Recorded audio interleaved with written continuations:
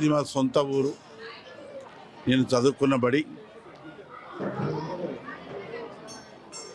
ఈ బడిలో సర్కారు బడి అంటేనే పేద బడుగు వర్గాల వెనకబడ్డటువంటి చదువుతారు.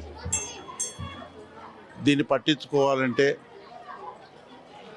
కొంత శ్రద్ధ, పేద జనానికి మంచి చదువు ఇప్పించాలని, మంచి ఆటల పోటీలు చేయాలని, కళాకారులను తయారు చేయాలని ఆలోచన మేరకు అందులో ప్రధానంగా మా హెడ్ మాస్టర్ రవికుమార్ గారు, వారి బృందం ప్రత్యేక శ్రద్ధ తీసుకొని ఇక్కడ చదువులో మంచి రిజల్ట్ తెస్తూ ఉన్నారు.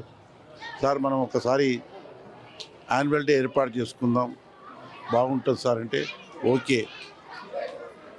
ఎంత ఖర్చు అవుతుందంటే, సార్ ఖర్చుకి ఏం భయపడకూడదు, మీరు పని అయితే చేయరని చెప్పినాం. ఆ విధంగా ఒక ప్రభుత్వ పాఠశాలలో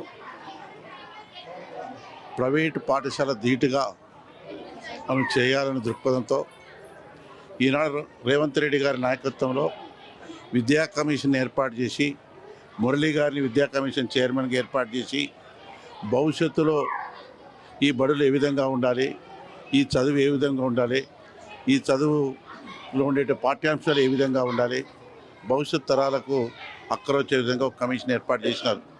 అందులో భాగంగా మనం ఈ యాన్యువల్ డే చేపించి భవిష్యత్తులో ప్రతి హై స్కూల్ కూడా ప్రభుత్వ పరంగానే ఒక 2 లక్షలు, 3 లక్షలు, 5 లక్షలు యాన్యువల్ డే ప్రోగ్రాం ఏర్పాటు చేసే విధంగా కమిషన్ దృష్టికి తీసుకురావాలని ఆలోచన మేరకు ఈ కార్యక్రమాన్ని ఏర్పాటు చేసినాం.